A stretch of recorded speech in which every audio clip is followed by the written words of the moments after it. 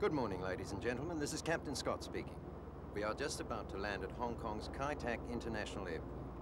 It appears to be a fine day with ground temperature at 22 degrees Celsius.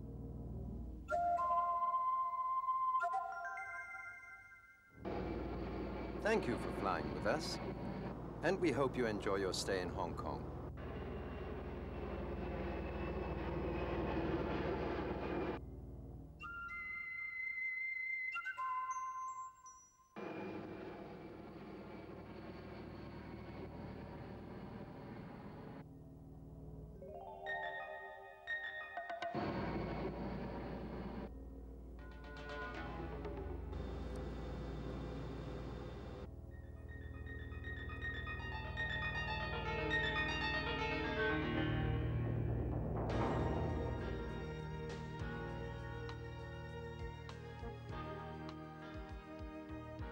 No matter how many times you come to Hong Kong, it's always a new experience.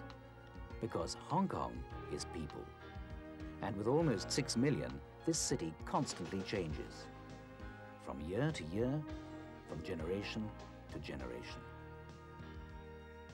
But in so many ways, Hong Kong never changes. 150 years ago, the islands around Hong Kong were populated by fishermen, who supplemented their income with a bit of piracy now and then. Today, the 400 square mile territory is host and home to business and trade from virtually every continent in the world. Writers try to explain its unique lifestyle with catchphrases: shopper's paradise or capitalist heaven. Hong Kong has been called the last great British colony. It used to be called the world of Susie Wong. But no single picture could ever show Hong Kong.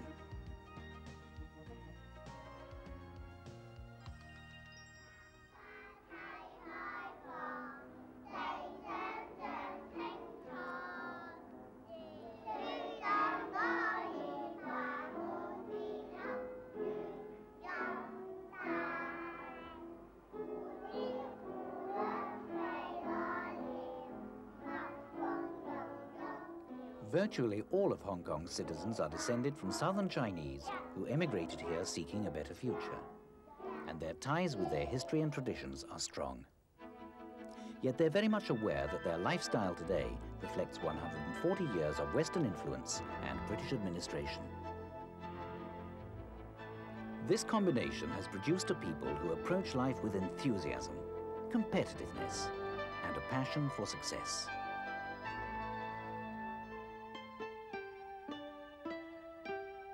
Long before the British arrived, Hong Kong attracted hard-working farmers from southern China. The land in northern Hong Kong, now called the New Territories, was so fertile that it was known as the Emperor's Rice Bowl. The sea is equally rich.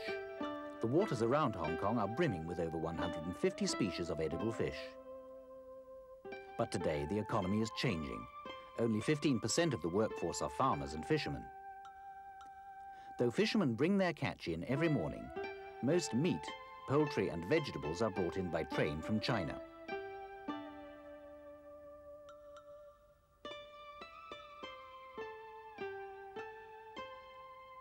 Fresh foods are the mainstay of Hong Kong's diet. And for these, Hong Kong depends almost entirely on its neighbour to the north.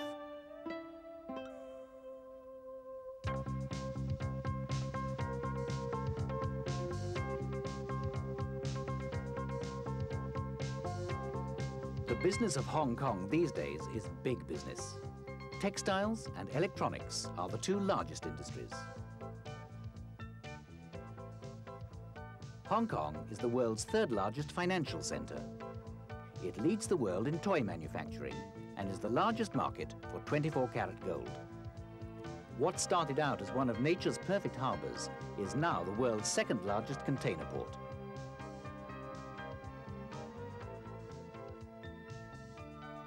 Tourism is Hong Kong's third largest industry.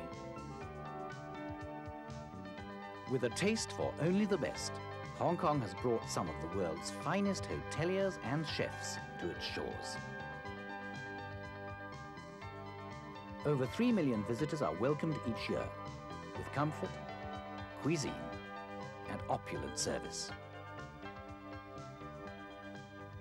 They come for the shopping, the sightseeing, the arts and the festivals.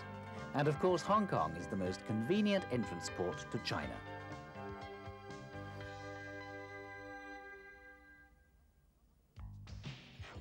Some people say that Hong Kong works harder than any city in the world.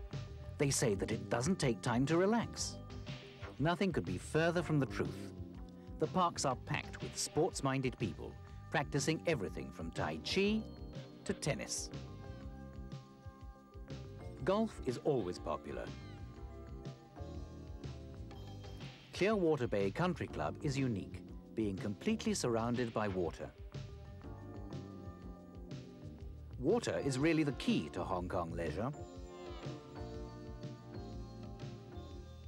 Whole cities have been constructed for easy access to the sea. Weekends can start with some of the world's most unusual traffic jams, but they don't last long.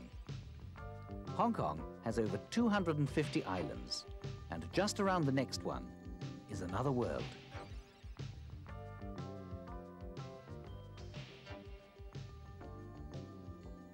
Hong Kong also takes its leisure time seriously. Throughout the year, festivals of film, music and dance are held to sold-out audiences. For real excitement, nothing can beat the races. Horse racing is the only gambling allowed in Hong Kong. Around 1 out of every 5 Hong Kong residents bets during the season. The Happy Valley course was established in the 1840s, about the same time the first settlers were unpacking their bags. Today, that course is still in Happy Valley. The Royal Hong Kong Jockey Club also runs one of the world's most futuristic tracks, only 11 miles from the Chinese border. Last year, Hong Kong punters wagered over 21 billion Hong Kong dollars. The money is ploughed back into the community by the non-profit Jockey Club. Centres for sports, arts, medicine and recreation are among the hundreds of projects that are paid for by racing fans through the club.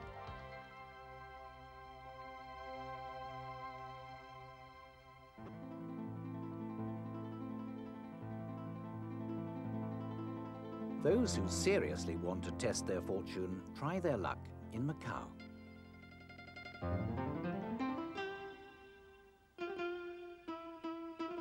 Just 45 minutes away by jetfoil across the South China Sea.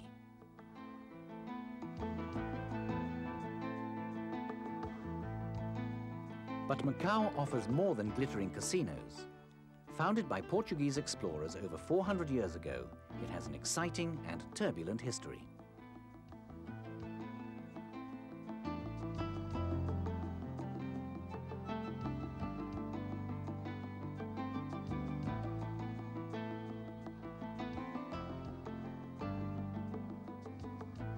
Today's visitors can discover its peaceful way of life by Trishaw.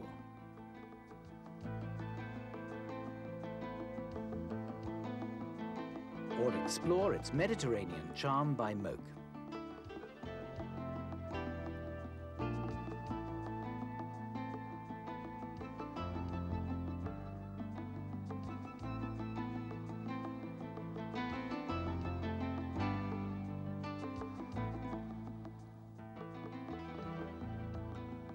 As Hong Kong frantically changes its face from year to year, Macau takes satisfaction in its age-old Iberian architecture, preserving the heritage of another time.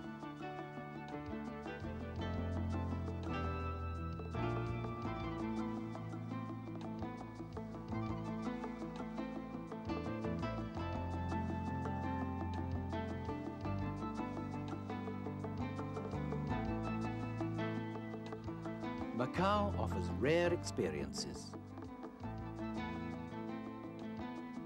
Sitting atop a 350-year-old fortress, enjoying a fine wine and an incomparable view of history.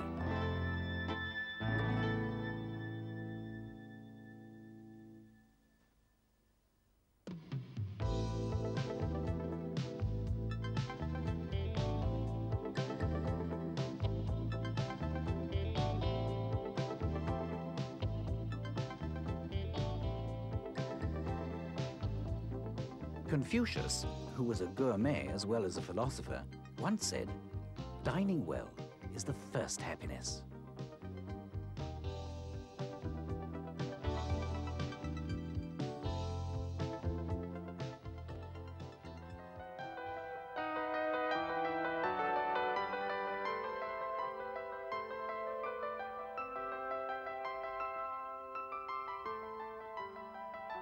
If Confucius was right about dining and happiness, then Hong Kong people are very happy.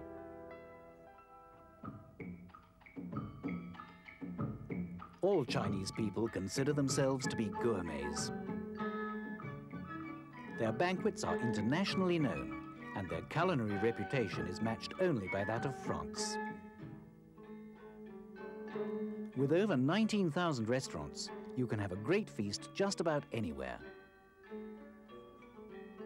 In an elegant dining room with priceless paintings, or in a street market where both imagination and food are fired up. Hong Kong is where Asia meets the rest of the world to eat, to drink, and to share good fortune.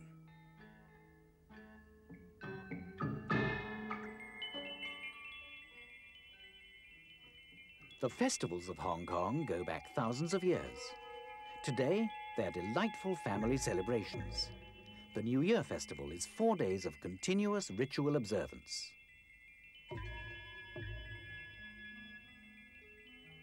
But the origins of Cheung Chao's Bun Festival, the Lantern Festival of the Mid-Autumn Moon, and the exciting international dragon boat races are based on religious beliefs, ancient harvest cycles, and legends of semi-mythical heroes. These festivals and beliefs, however, are only part of Chinese religion. Complex though it may seem, it takes very practical forms. Traditional medicine, for instance, is based on the belief that different parts of the body must be in harmony with each other. Remedies taken from leaves, roots, and animal horn are crushed or cut, then boiled with water and consumed as a healthy herbal soup. Chinese wedding ceremonies vary from family clan to family clan, but there is a single underlying belief. Marriages are not only heavenly, but they have actually been preordained in the heavens. Love, fate, and marriage are all intermingled. On the other hand, nobody is certain about the afterlife. To be on the safe side, the material possessions of this life are sacrificed in miniature to give comfort in the next.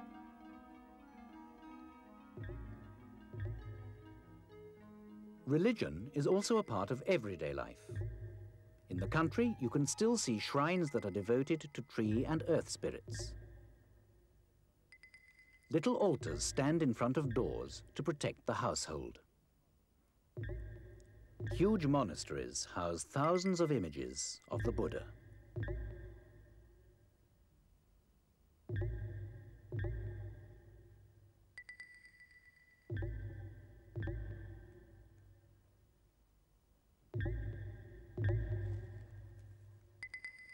In theory, Hong Kong's 600 temples are either Buddhist or Taoist.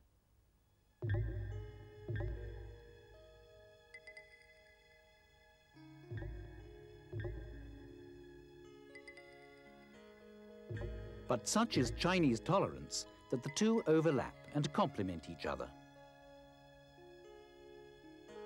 The Buddha taught compassion and charity, while Lao Tzu revealed the eternal magic of the universe. There are thousands of deities who protect everyone, from fishermen to taxi drivers. These religions have existed in harmony for over 5,000 years.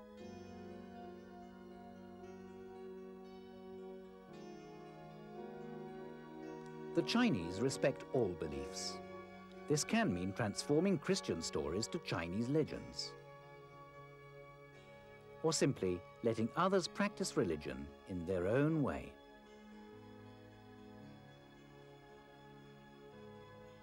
Economically, and spiritually, Hong Kong has succeeded by being an open society, open to all. The famous Chinese poet Li Po summed up religious belief 1,200 years ago. "Our life is like a bird," he wrote, "flying past our eyes. So why would we waste it in despair? The gods themselves only want to give us happiness."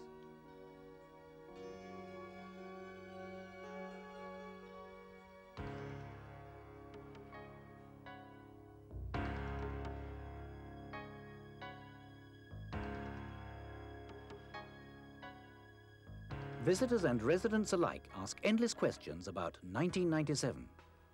Why is this one year so important? Briefly, Hong Kong Island and the tip of Kowloon have been a British colony since 1842. However, this area only makes up 20% of the territory. The rest was leased from China for 99 years. That lease expires in 1997. After lengthy negotiations, it was agreed that the territory of Hong Kong would become a highly autonomous special administrative region of China from July the 1st, 1997.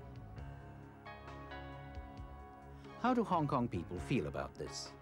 It's been many generations since Hong Kong was a part of China.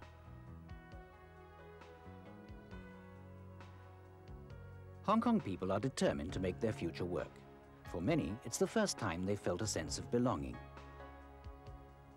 Hong Kong today is on the move, enjoying its prosperity.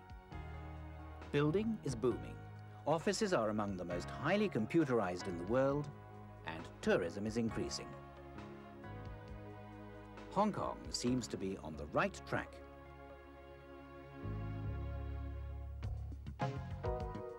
Shopping in Hong Kong is a way of life.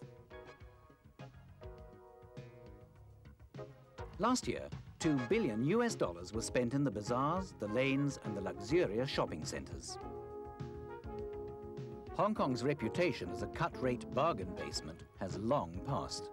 Today, the priority is on luxury goods.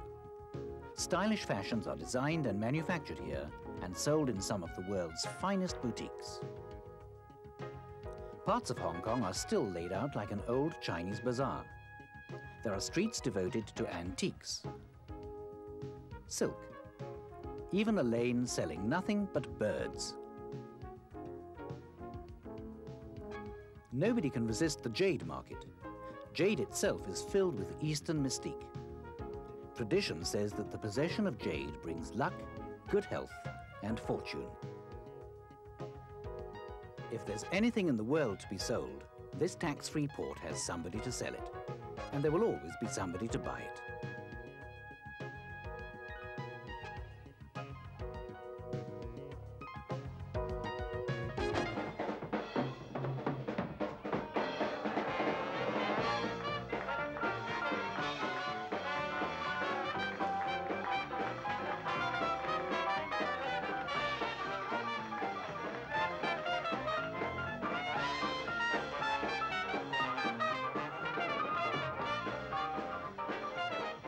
Hong Kong has its share of sophisticated nightlife. Its clubs, jazz, pubs, and state-of-the-art discos.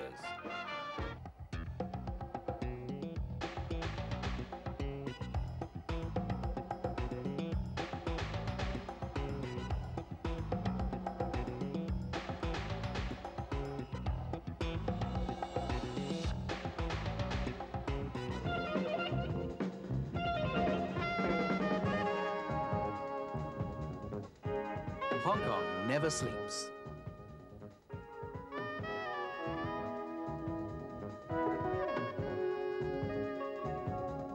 With its subtropical climate, the city becomes another world at night and offers attractions found nowhere else.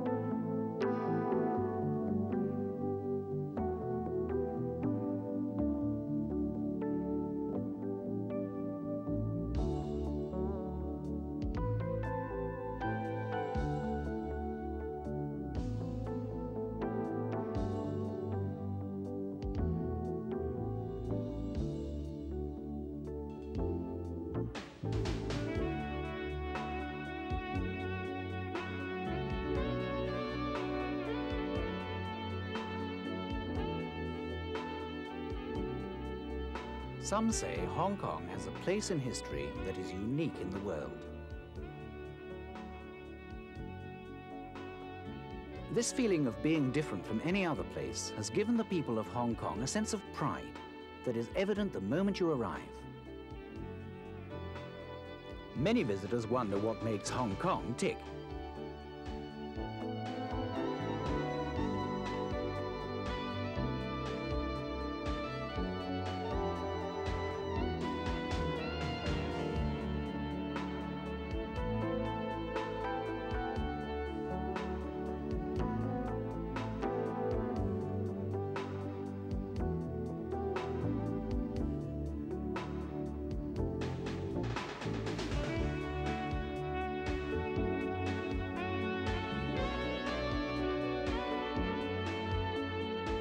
Perhaps it's best to think of Hong Kong as a Chinese puzzle box.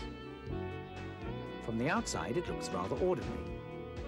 But as you open it, you find a second box inside, then another, and another, each one unique. Every time you visit Hong Kong, you uncover a different part of the puzzle. Inside are the rituals of a British colony, a Chinese temple, tomorrow's computer, and the natural beauty of the South China Sea. Whatever the future brings, today Hong Kong is a place of people, industry, and magic.